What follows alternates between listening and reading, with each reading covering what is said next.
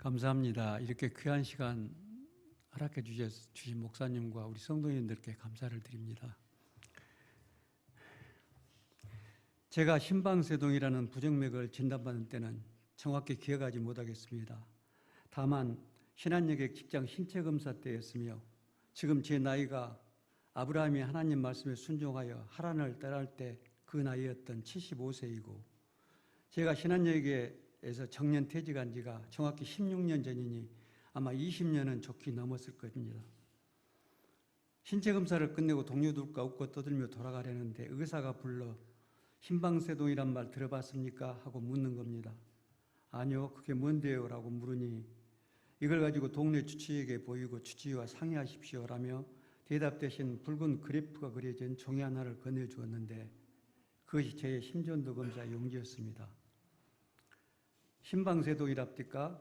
막내딸 미녀와 아주 친하시고 또 항상 친절하셔서 우리 가정이 단골로 이용하는 동네 박예일 내과 원장님이 약간 놀라며 물으셨습니다. 용지를 보시던 원장님, 다시 한번 심전도 검사를 해보자고 하셨고 검사를 마치고 제 옷을 추스리기도 전에 말씀하셨습니다. 큰 병원으로 가보셔야겠는데요. 저는 그때 비로소 사태의 심각성을 깨닫고 다음날 회사에 결계를 내고 원장님이 소개장을 적으신 메리놀 병원 대신 그 박예일 원장님이 옛날에 메리놀 병원 내과 과장이셨거든요. 메리놀 병원 대신 고신대학교 송도 보건병원을 찾았습니다. 거기서 심장내과 과장 차태준 교수님 만났고 그때부터 저와 심방세동이란 부정맥과의 기나긴 동행이 시작됐습니다. 고혈압과 고지혈증 치료제, 항혈전 혈소판 응집 억제제, 항부정맥제, 혈압 강화제, 우려혈성 신부전 치료제 등 이름만 들어도 무시무시하며 보험도 안 되는 고가의 약들을 한 주먹씩 먹은 것은 저의 일상이고요. 지난 20여 년간 심장에 관한 검사는 안 해본 검사가 없고 심장혈관 조영술, 스텐트 삽입술, 전극 도자 절제술 등 힘들고 어려운 큰 시술들을 3번이나 했으며 정기적 동율동 전환술, 그러니까 이게 심장 전기충격 시술인데 10여 차례 넘게 받았습니다. 그때마다 정상으로 돌아왔던 부정맥은 한두 달이면 재발했고 짧을 때는 일주일만 해도 재발하곤 했습니다. 처음에는 경미했던 증상들이 시술을 받으면 받을수록 또 다른 합병증과 후유증을 낳았고 부정맥 특유의 증상들이 심해지기 시작하자 가벼운 일상생활은 물론 직장생활에도 어려움이 생겼습니다. 기립성 저혈압으로 어지러워 침대에서 못 일어날 때가 부지기수이며 교회에서 예배 드리던 도중 갑자기 어지러워 예배를 못 드릴 때도 여러 번 있었습니다. 그러나 무엇보다도 저를 가장 힘들게 한 것은 많은 용량의 항응고제로 인해 밤에 잇몸 사이로 피가 새 나오는 것이었습니다. 자면서 심한 피냄새로 인해 깨서 화장실에 가면 잇몸에서 새어나온 피가 보여서 피딱지가 빨갛게 잇몸 전체를 막고 있는 겁니다. 그때마다 섬뜩해지는 기분을 누리며 그 피를 씻어내고 뱉어내는 것이 거의 저희 밤중 새벽 일과이고 또 조금만 다쳐도 피가 멎질 않으니 겉으로 보기에는 멀쩡해 보여도 내 삶의 질은 바닥이요. 정말 너무나 힘든 부정맥과의 투정 생활이었습니다. 시술을 성공적으로 마친 후 다시 부정맥이 재발할 때는 정신을 완전히 잃고 쓰러져 눈을 뜨며 병원 응급실인 적도 여러 번 있었습니다. 한밤중 화장실에서 그리고 가족과 외식을 하고 걸어 나오다 롯데백화점 광복점 앞 길가에서 그때마다 다행인 것은 제가 쓰러질 때마다 그 순간 가족들이 함께 있었다는 것입니다. 덕분에 빠르게 119에 연락을 취해 곧장 병원으로 달려가 큰일을 피할 수 있었으나 그때마다 쓰러진 나를 보고 놀라 울고불고하는 아내와 딸 미미와 미니에 대한 미안함은 어떻게 말로 표현할 수가 없었습니다. 여행은커녕 언제 어떻게 쓰러질지 몰라 차로 2시간 되는 거리는 이동할 생각조차 하지 못했고 코로나19 때는 특별히 기저질환 환자로 위험한 저희 상황 때문에 온 가족이 바깥 생활을 중단하고 철저히 유효와 단절된 채 감옥 아닌 감옥 생활을 2, 3년 이상 했습니다. 부정맥 심장혈관 질환에 관련하여 좋다는 음식들은 아내는 어디서든지 구해와 주었고 더 이상 일을 하지 말라며 자신이 병원비를 감당하겠다며 막내딸 민희는 하던 공부까지 중단했습니다. 그야말로 우리 가족의 모든 생활은 철저히 저의 심장질환을 위한 삶이 되고 말았습니다. 그럼에도 재발에 재발을 거듭하는 부정맥, 한 번 할 때면 수백만 원 들어가는 고가의 시술비의 약값들, 20여 년간의 긴 치료기간 동안 생긴 그 막대한 경제적 손실들, 그리고 이제 이 나이에 내가 살면 얼마나 더 살겠는가. 저는 이제 모든 걸 포기했고 더 이상의 시술이나 치료는 받지 않기로 마음먹고 펄쩍 뛰는 가족들을 달래고 설득했습니다. 그리고 외래날 앞으로 모든 치료는 접고 지금 먹는 약만 처방해달라고 차태준 교수님께 말씀드리니 잠시 침묵하던 교수님, 이해는 하지만 나이가 더 들면 시술을 하고 싶어도 할 수 없다며 이번 한 번만 더 해보자고 하셨습니다. 또한 지금 먹는 약들은 너무나 위험한 약들이기 때문에 계속 이 약들을 먹을 수는 없으며 약으로 치료할 다른 방법도 이제는 없다고 하셨습니다. 저는 여전히 싫다고 했지만 가족들을 끈질기게 설득해 한 번만 더 하기로 하고 2023년 12월 26일 입원을 해서 27일 시술을 하기로 예약하고 돌아온 날이 8개월 전인 5월달이었습니다. 그런데 이상한 일이 일어났습니다. 새벽에 화장실을 갔는데 잇몸에서 피가 고여 있지 않는 겁니다.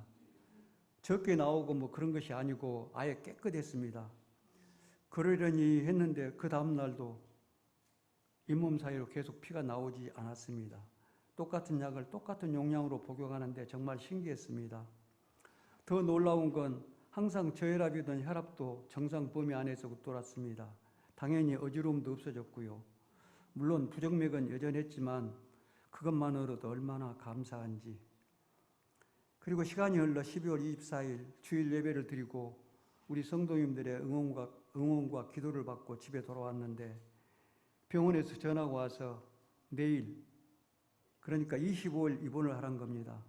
입원일이 26일 아닙니까 했더니 27일 시술 시간이 일찍 잡혀 26일 많은 검사들을 해야 하니 25일 입원하라는 차태준 교수 지시를 하여서 25일 성탄절 예배를 드리고 목사님의 기도를 받고 가족들과 병원으로 갔습니다. 26일 아침부터 심장 초음파 검사를 시작으로 운동 부하 검사, 경식도 초음파 검사, 그리고 동맥 혈관 피 검사. 이 동맥 혈관 피 검사 얼마나 동맥을 못 찾아서 힘들었는지 시간이 없어서 그 말은 못 드리겠습니다. 시술을 위한 모든 검사들을 마치자 저녁 8시쯤 되었는데 간호사가 난감한 표정을 지으며 오더니 내일 시술을 하지 못하니 퇴원하라고 합니다. 그런데 이미 시간이 늦어 오늘 밤 병실비는 지불되었다면서 말끝을 흐리는 겁니다. 이 밤에 갑자기 찾아와서 내일 시술을 못하니 퇴원하라고? 이 무슨 난데없는 청정 병력 같은 소리인가? 너무나 기가 막히고 어안이 벙벙하긴 저도 가족들도 마찬가지였고 황당함이 가시자 화가 났습니다. 화를 참고 이게 무슨 말도 안 되는 상황이냐고 물었더니 시술이 연기되었으니 일단 퇴원해 다시 날짜를 잡아야 한다며 간호사는 다시 한번 똑같은 말만 반복했습니다. 그리고는 이 이야기는 원래 입원 담당 주치의가 해야 하는 것인데 주치의는 이미 퇴근을 했으니 전화로 상황을 알려주려고 하는데 전화를 한번 받아보겠냐고 했습니다. 간호사를 향해 소리치려는 나를 막아서고 일단 민희가 담당 주치의와 통화를 했습니다. 시술을 위한 검사 결과에 문제가 있는 것도 아니고 오늘 아침 회진 때까지만 해도 내일 예정대로 시술할 것이라 이야기하지 않았냐면서 전화로 조목조목 따지는 민희에게 난처해 하긴 주치의도 마찬가지였고 자신도 이런 상황이 잘 이해가 되지 않는데 갑작스러운 차 교수 지시라는 겁니다. 차 교수가 갑자기 새로운 방법으로 시술을 하려고 하는데 그 시술은 우리 병원에서 자주 하는 시술이 아니라 시술 도구를 계속해서 구하려고 했는데 준비가 안 돼서 그렇다며 다시 퇴원을 해서 시술 날짜를 잡아야 한다고 했습니다. 그러면 시술은 언제로 연기되는 것인지 물어보니 그것도 본인은 알 수가 없고 퇴원하고 외래에 가서 다시 정해주는 날짜에 시술을 해야 하는데 워낙 시술이 밀려 있어 언제 다시 시술을 할 수 있을지 일주일 뒤에 할지 바로 할지 몇 개월 뒤에 할지는 모른다고 했습니다. 나는 너무나 화가 나서 이 시술 받을 생각 없으니 지금까지 힘들게 받은 모든 검사 책임지라고 했습니다. 심상치 않다고 판단했던지 퇴근했던 주치의가 다시 돌아와 우리를 달래며 지금까지 20여 년간 나의 모든 진료 기록과 검사 기록, 그리고 오늘 검사 결과 및 나의 심장 상태 등을 보여주며 심장이 너무 많이 커지고 심방세동뿐만 아니라 심방조동까지도 있어 아주 심하니 시술을 해야 하니 참으시고 일단 퇴원하셔서 외래날 차 교수님과 새로 시술 날짜를 잡으라고 했습니다. 여전히 저는 수긍할 수가 없었습니다. 그 많은 검사비는 어쩔 것이며 또 언제 시술 날짜를 잡아 다시 검사들을 하고 시술한단 말인가. 한참 바쁜 연말 이리저리 일정을 받고 어렵게 시간을 쪼개서 준비하고 간병했던 가족들에게 미안해서라도 그 일을 그냥 넘어갈 수는 없었습니다. 그런데 이상한 건 우리 민희의 태도였습니다. 순순히 알겠다며 나와 황당히 어쩔 줄 모르는 아내와 미미 모두에게 퇴원을 하자고 준비하자고 하는 겁니다. 물론 나에게 어떻게든 피해가 돌아올까 또 내 건강을 생각해서 그런 것이겠지만은 아무리 생각해도 잘못되고 부당한 상황에 저렇게 아무 말 없이 그냥 넘어가는 성격의 민희가 아닌데 말입니다. 저는 여전히 퇴원 못하겠다 고집을 피웠는데 민희가 말했습니다. 아빠, 하나님께서 뜻이 계셔서 이러신 거 아닐까요? 하나님의 뜻으로 알고 순종해요, 우리. 하나님의 뜻일 수도 있다는 말에 저는 두말할 수 없었습니다. 그렇게 해서 입원비에 검사비에 고액의 병원비를 지불하고 2024년 1월 2일 외래 예약을 하고 26일 밤 11시가 넘는 시간에 퇴원을 하고 집으로 돌아왔습니다. 그리고 하나님의 기적의 역사가 일어났습니다. 그러니까 그 어처구니 없는 퇴원을 하고 5일이 지난 2023년 12월 31일 주일날 아침이었습니다. 여느 때처럼 침대에 누워 맥을 짚어보는데 맥이 정상이었습니다. 이거 왜 이러지? 하면서 다시 짚어보고 또 짚어봐도 여전히 맥이 정상으로 뛰고 있는 겁니다. 감격에 겨우 나 가슴은 뛰고 있었지만 일시적일 수도 있겠지라는 생각에 가족들에게 아무 말도 하지 않고 주일 예배를 드렸습니다. 물론 목사님과 성도님들도 시술이 연기됐다는 말에 황당해 하셨었죠, 그때. 12월 31일이 지나고 2023년 1월 1일이 되었습니다. 역시 침대에서 일어나기 전 맥을 짚어보니 여전히 맥박이 정상으로 뛰고 있었습니다. 복용하는 약도 지금껏 똑같고 시술도 받지 못하고 태어났는데 그 오랜 시간 뒤죽박죽 제 맘대로 뛰던 맥이 어떻게 이렇게 아름답게 정상으로 뛰고 있단 말인가. 어떻게 이렇게 꿈 같은 일이 일어날 수가. 나도 모르게 하나님을 부르며 꿇어 엎드리니 눈에선 하염없이 눈물만 흐르고 있었습니다. 식탁에 앉아 아내와 미미미니에게 사실을 말했더니 설마 확실해요? 당연히 가족들도 놀라긴 마찬가지였죠. 저는 잠잠하자고 했습니다. 저희는 내일이 외래 날짜니 내일 병원에서 확인하기로 하고 잠잠히 있자고 했습니다.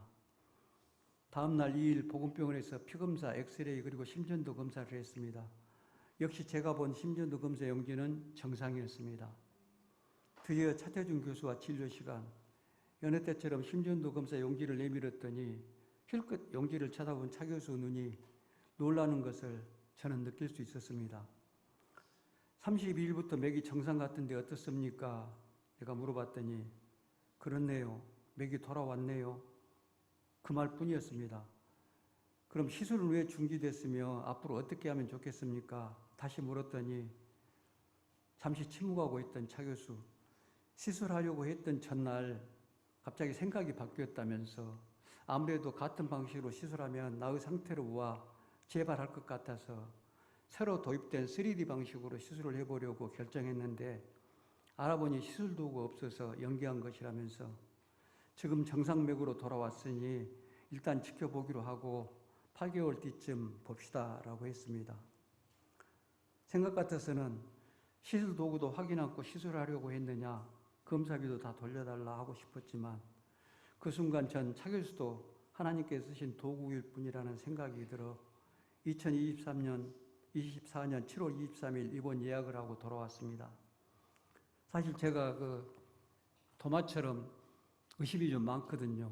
만약에 차기수가 예정대로 새로운 방식으로 시술을 해서 제가 이렇게 나았다면은, 그리고 재발하지 않고 그렇게 됐다면은, 저는 분명히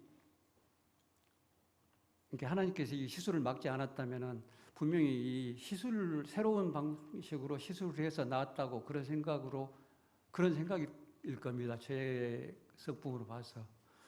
그래, 하나님께서 분명히 봐라 이놈아 하면서 내가 고쳐진 거 확실하지, 이렇게 저는 알고 그렇게 확신하고 있습니다. 그렇게도 나를 괴롭혔던 잇몸에서 나오는 피들이 언제 그랬냐는 듯 깨끗해졌고, 그렇게 어지러웠던 저 혈압도 정상으로 돌아왔으니, 이렇게 하나님의 놀라운 은혜를 받은 저 삶은 기쁨과 감사와 설레임의 연속이었습니다. 맥을 짚어보고 또 짚어봐도 똑딱똑딱 맥이 정상으로 뛸 때마다 하나님께서 꼭 나의 뒤에 계신 것만 같았습니다. 그럼에도 목사님과 성도님들에게는 말하지 못하고 있었습니다. 혹시라도 재발한다면 이런 생각을 아직 하고 있는 것입니다. 그런데 금요 기도회에서 목사님께서 환우들을 위한 기도 제목을 내셨을 때 저희 심장 부정맥도 포함되어 있으니 저는 뭔가 찔림을 받았습니다. 분명 하나님께서 치료해 주셨는데 또 치료해 달라고 하는 기도는 아닌 것 같아서 다음날 목사님께 간증할 게 있다며 면담 요청을 했더니 목사님도 뭘 느끼셨는지 사모님과 함께 기다리고 계셨습니다. 저는 기나긴 시간, 지금까지 나의 투병 생활과 하나님의 역사하심을 말씀드렸습니다. 목사님도 기침 치료해 주심을 말씀하시면서 서로 재발하면 어떻냐, 지금까지 치료해 주심도 감사해야 한다 하시며 재발한다 하더라도 그것까지도 하나님의 뜻이라고 하셨습니다. 그리고 이 하나님의 역사하심을 정리해서 간증문을 적어 우리 성도님들과 나누면 좋겠다고 하셨습니다. 그동안 수많은 하나님의 치료 간증들을 들어왔지만 저 같은 죄인에게까지 이렇게 기적을 베풀어 주신 하나님의 역사하심을 성도님들과 함께 나누게 되어 감사드리며 목사님의 기침을 치료해 주시고 저의 심방세동 그리고 심방조동까지 치료해 주신 여호와 라파 되신 하나님께 영광을 올려드립니다. 그리고 그동안 기도해 주신 목사님과 우리 모든 성도님들께 진심으로 감사드립니다. 네, 감사합니다.